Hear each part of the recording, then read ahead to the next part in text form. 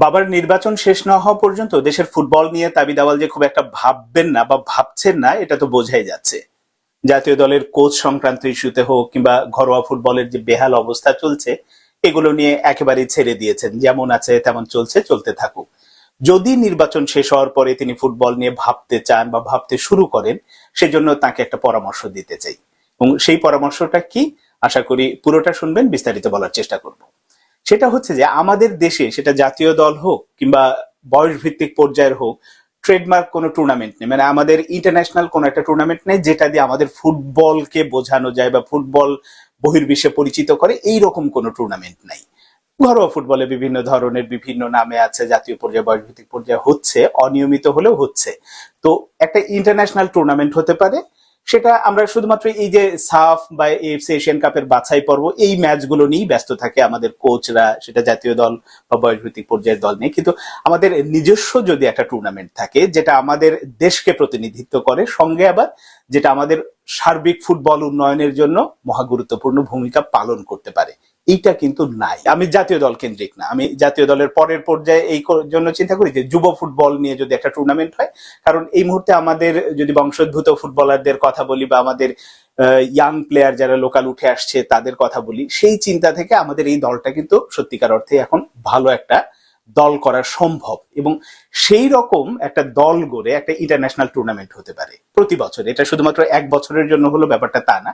আমাদের হতে পারে যে সাফ কেন্দ্রিক যে দলগুলো আছে, এই দলগুলো মানে ইন্ডিয়া, শ্রীলঙ্কা, মালদ্বীপ, নেপাল, ভুটান, এরকম তো আছেই। সাথে যদি আমরা সাউথ এশিয়ার বাইরে থেকে কোনো দলকে আমন্ত্রণ জানাতে চাই, সেরকম দল নিয়েও প্রতি বছর নির্দিষ্ট একটা নামে এই টুর্নামেন্টটা হবে। এতে করে যেটা হবে যে আসলে কেন এই টুর্নামেন্টটা দরকার, যে আমি এই পরিকল্পনার প্রস্তাবটা কেন করছি, দরকার এই কারণে আমাদের জাতীয় দল তো যে কোনো দেশের জাতীয় দল যেভাবে যাচ্ছে বা যে রেজাল্ট করছে, যেরকম পারফর্ম করছে, সেটা তো আমরা দেখছি। কিন্তু সেই জাতীয় দলটাকে যদি শক্তিশালী করতে হয়, ওই পাইপলাইনটা যদি মজবুত করতে হয়, তাহলে অবশ্যই বয়সভিত্তিক ফুটবলে আলাদাভাবে নজর দেওয়া দরকার।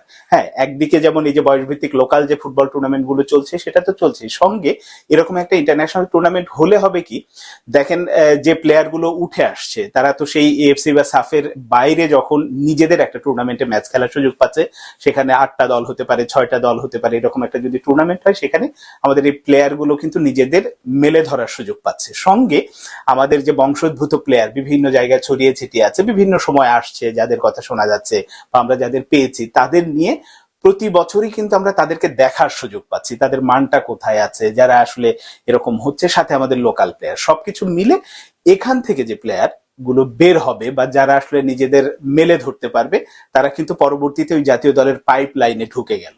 তো এটা দেশের সার্বিক ফুটবলের জন্যই অসাধারণ একটা ব্যাপার হবে বলে আমি মনে করি। আমি জানি না ফুটবল ফেডারেশনের যারা চেয়ারে বসে আছেন তারা নিশ্চয়ই আমার চেয়ে অনেক ভালো বুঝেন, তারা ভালো ভাবেন। এখন সেই বোঝেন বা ভাবেন কতটা, সেটা কিন্তু আবার আমরা কাজে দেখতে পাই না। তারা অনেক অভিজ্ঞ, তারা স্টার খেলোয়াড়, এই খেলোয়াড় সেই খেলোয়াড়, কিন্তু কাজে কতটা দেখান সেটা তো আমরা দেখতেই পাই। সে মানে একেবারেই রুটিন কাজের বাইরে তেমন কোনো উদ্যোগ দেখি না যেটা দিয়ে আসলে দেশের ফুটবলের পরিবর্তন হতে পারে। এই যে সম্প্রতি যেটা কি তারুণ্যের উৎসব ফুটবল, একটা অনূর্ধ্ব 15 পর্যায়ে হচ্ছে, অনেক কোটি কোটি টাকা, 15-20 কোটি টাকা ব্যয় হচ্ছে, কিন্তু এখান থেকে আউটপুটটা কি আসছে, এটা সঠিকভাবে টাকাটার ব্যবহার হলো কিনা, সেটা কিন্তু আসলে নিশ্চিত করা যায়নি। টাকার ব্যবহারের বাইরেও যে আমরা এখান থেকে আসলে আউটপুটটা কি পেলাম, সেই জায়গাগুলো নিয়ে কাজ হচ্ছে না। একইভাবে আমরা সেই এলিট একাডেমির কথা যদি বলি, সেটা তো মুখ থুবড়ে পড়ে আছে, কাগজে কলমেই শুধু টিকে আছে, তো নাই। তার মানে আমাদের এই ইয়াং প্লেয়ারদের উঠে আসা বা নিজেদের মেলে ধরার ওই রকম কোনো জায়গা নেই। শুধুমাত্র সাফ বা এএফসির যে ওই বছরে 2-3টা ম্যাচ থাকবে বা একটা গ্রুপের 3-4টা করে ম্যাচ খেলে ওর উপরেই সীমাবদ্ধ থাকতে হয়। ইন্টারন্যাশনাল এর বাইরে কোনো ম্যাচ খেলার, আবার প্রীতি ম্যাচ যে খেলবে অনূর্ধ্ব 20 পর্যায়ে বা 18 পর্যায়ে, সেরকমও কোনো উদ্যোগ চোখে পড়ে না। এই কারণে এই রকম যদি একটা, আমি যে প্রস্তাবটা দিলাম যে অনূর্ধ্ব 20 পর্যায়ের একটা ইন্টারন্যাশনাল টুর্নামেন্ট, সেটা যে কারো নামে হতে পারে। আমি আবার ওই পারিবারিক কোনো রাজনৈতিক নামে না, হতে পারে ফুটবলেরই কোনো একটা লোক, ফুটবলেরই কোনো একটা মানুষ যিনি হয়তো নেই, কিংবা একটা সম্ভাব্য নাম দিয়ে প্রতি বছর একই নামে টুর্নামেন্ট নির্দিষ্ট একটা সময় হবে, ক্যালেন্ডারের সাথে, বিএফএফ এর যে ক্যালেন্ডার আছে এর সাথে মিল রেখে, যে এই স্লটে এই টুর্নামেন্টটা হবে। এবং সেইটা নিয়ে যদি জাগরণ তৈরি হয়, সেই টুর্নামেন্টটা যদি নিয়মিত করা যায়, তাহলে বাংলাদেশের ফুটবলের ব্র্যান্ডিংটা যেমন হবে যে হ্যাঁ, ওখানে একটা যুব ফুটবল টুর্নামেন্ট হয়, সেখানে এই দেশগুলো পার্টিসিপেট করে। শুধুমাত্র একটা সময় সাউথ এশিয়া না, আমরা আরো বড় মানে ইউরোপ থেকেও দল যদি আনা যায়, আনবে যদি নিয়মিত হয় বা ওই স্ট্যান্ডার্ডে যায়, তাহলে কিন্তু সেটা করা সম্ভব। একেবারে সাম্প্রতিক একটা উদাহরণই দিতে পারি, এই যে আমাদের আরহাম ইসলাম খেলছে জাপানে গিয়ে, যেটা জাপান নিয়মিত করে থাকে, এসবিএস কাপ। তো এই এসবিএস কাপ এখানে দেখেছেন তো স্পেন খেলে, জাপান খেলে, আরো বিভিন্ন জায়গায় ক্লাব দলও অংশ নেয়। তো এরকম যদি একটা টুর্নামেন্ট করা যায়, তাহলে দেশের ফুটবল উন্নয়নের জন্য যে কাজগুলো তারা হয়তো করছে না, অটোমেটিক কিন্তু এই টুর্নামেন্টের মাধ্যমে অনেকটাই সেটা পূরণ হওয়া সম্ভব। এখন ফুটবল ফেডারেশনের সভাপতি সেবার নির্বাচন শেষ হওয়ার পরে আসলেও ফুটবল নিয়ে ভাববেন কিনা, পরিকল্পনা অনেক জায়গা থেকে অনেক রকম আসতেই পারে। কাজগুলো করতে হবে বা আসল ভাবনাটা ভাবতে হবে ওই ফুটবল ফেডারেশনের কর্মকর্তাদেরই, দাবি দাওয়ালদেরই। যদি তারা ভাবেন তাহলে হয়তো সম্ভব। তাহলে এই যে ভাবনার কথা বলছি, পরিকল্পনার কথা বলছি, এগুলো শুধু কথার কথাতেই থেকে যাবে।